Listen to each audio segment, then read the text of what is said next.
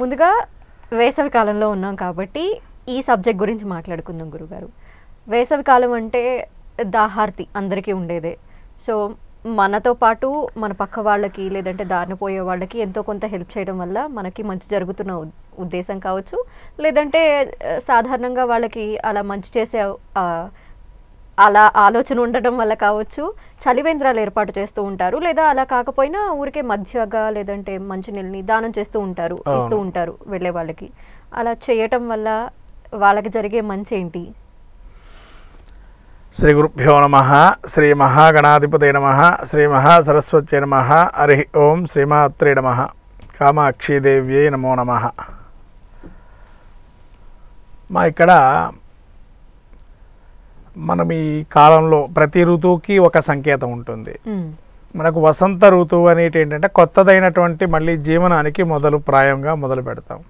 మన జీవి పుట్టడం అనేది మన చలికాలంలో చిన్న మొలకతో ప్రారంభం అవుతుంది. అంటే మీరు ఇప్పుడు ఎలా చూసుకోవాలంటే ఇది హోలీ పండుగను చూసుకోవాలి. ఎందుకంటే అందరికీ హోలీ అంటేనే అర్థమవుతుంది.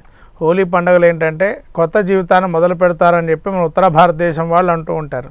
మరి దక్షిణానికి సంబంధం ఏంటి దాంతో అంటే అప్పటి వరకు కూడా మనము అందరూ కూడా ఒకరి మీద ఒకరి భావనలు విషయాలు తెలుసుకోవాలంటే ఆ పండుగ సంకేతం ప్రధానంగా. అంటే భావనలో ఏముందండి అని అనుకోవచ్చు.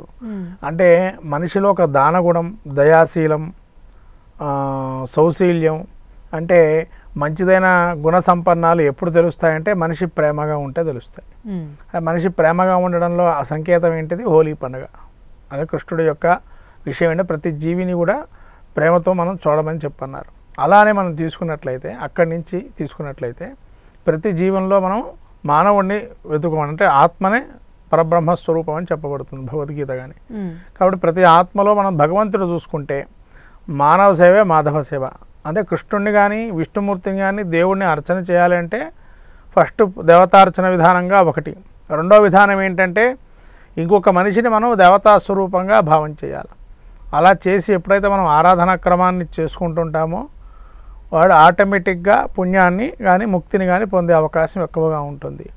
అలాని ఇక్కడ మనం ఈ యొక్క మాసాల్లో చైత్ర, వైశాఖ, జ్యేష్ఠ మాసాల్లో చేసేటువంటి విషయం ఏంటంటే అందరూ కూడా విరివిగా నీళ్లను దానం చేయటము, మజ్జిగని దానం చేయటం. మరి ఇలా దానంకి సంబంధించి ఏంటంటే ఇవి నీటి పదార్థ ద్రవ రూపాలని దానం చేయటం అంటే ఈ ద్రవ రూపాన్ని ఎప్పుడైతే మనం ఎవరైతే అన్నార్తులకు కానీ దాహార్తులకు కానీ భోజనం పెట్టడం కానీ ఇలాంటివి చేయటం వల్ల ఒక దేవుడికి మనం ప్రతి సృష్టిలో జీవంకి మళ్ళీ ఉత్తేజితం చేస్తున్నాం. అంటే ఏంటంటే మన పితృదేవతలకి అన్నం మనం ఫలానా రోజు పెడుతున్నాం, ప్రతి తిథికో లేదా పితృపక్షాల్లోనో పెడుతుంటారు.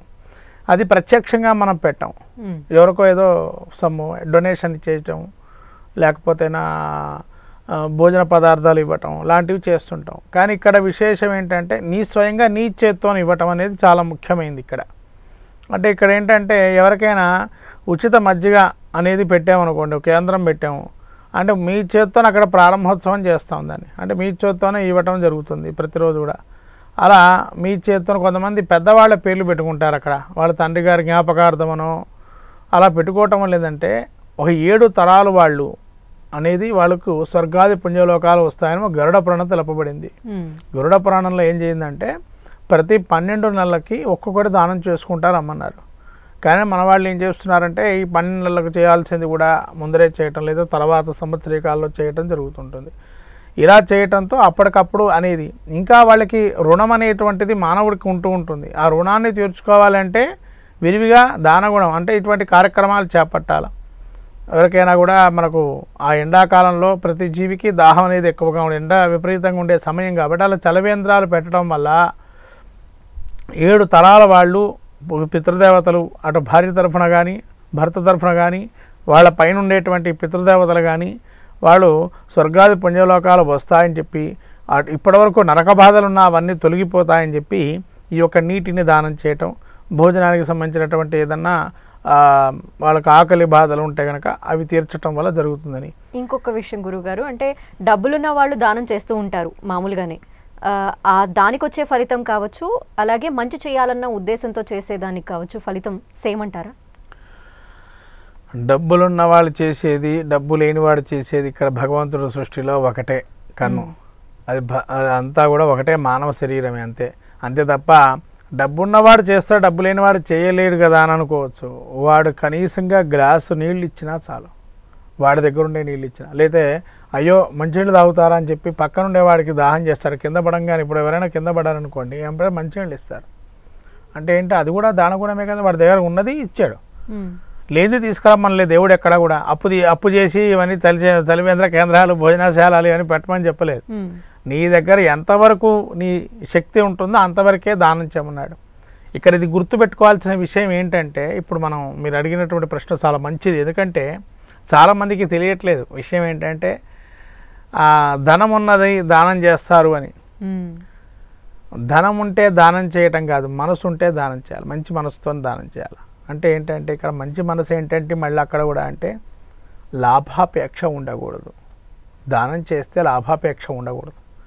మనం ఏంటంటే ప్రతిదీ కామ్యం, ఏదైనా కోరుకుంటాం ఇది దానం చేస్తే జరుగుతుందని, అలా ఉండకూడదు. స్వామిని అనుగ్రహం కలగాలి అని ఒకటే అనాలి, అంతే తప్ప నాకు ఇది కావాలి అది కావాలి దానం చేయకూడదు.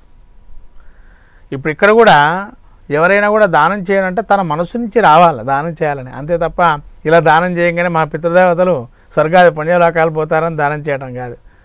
ఇది ప్రతి మానవుడి శరీరంలో పరబ్రహ్మతత్వాన్ని ఎప్పుడైతే గ్రహిస్తాడో అప్పుడు దాన ఫలితం అసలు అతను విలువ కట్టనంతా ఉంటుంది. అది మనం తెలుసుకోవాల్సిన విషయం ప్రధానంగా. రెండోది ఇంకోటి, డబ్బు ఉన్నవాడు దానం కూడా చేయలేని వాడి పక్షంలో ఉన్నారు ఇవాళ కొంతమంది డబ్బున్నా దానం చేసే పరిస్థితిలో లేరు. కారణం ఏంటి అంటే అది వాడి గుణం కావచ్చు, లోభగుణం కావచ్చు. లోభగుణాన్ని కూడా వీడమని చెప్పంటుంది. ఇక్కడ మనకు యథాశక్తి అని ఒక పదాన్ని వాడుతుంటారు పూజాది క్రతువుల్లో. ఎందుకు వాడతారని ఇదివరకు తెలియదు ఆ విషయం. ఎందుకు అంటే అది వాడేది కూడా తన శక్తి ఎంతవరకు ఉంటే అంతవరకే చేస్తున్నాడు. పూజా ఫలితం కావచ్చు, వ్రత ఫలితం కావచ్చు, లేదంటే దాన ఫలితంలో ఉండొచ్చు. అందరూ అంత దానం చేయాలి. ఇప్పుడు బంగారం దానం చేయమంటే అందరి దగ్గర ఉంటుందమ్మ మీరు అడిగినట్టుగా, అందరూ దానం చేయలేం.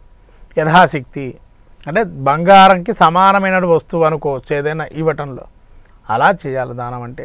అలా చేయటం వల్ల మీరు ఇక్కడ ఏదైతే మంచినీళ్ళు మరి ధనం ఉన్న వాళ్ళే పెడతారని, ధనం లేని వాళ్ళు పెడతారని లేదు.